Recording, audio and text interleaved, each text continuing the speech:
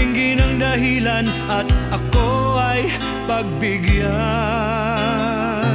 Kailangan ko ang tunay na pag-ibig mo, dahil tanging ikaw lang ang pintig ng puso ko. Hahayaan mo ba na maging ganon na lang? Ang isa't isa'y mayroong pagdaramdam. Bakit di pagbigyan muli ang ating pagmamahalan? Kung mawawala ay di ba't sayang naman? Lumipas nating tila ba kailan lang?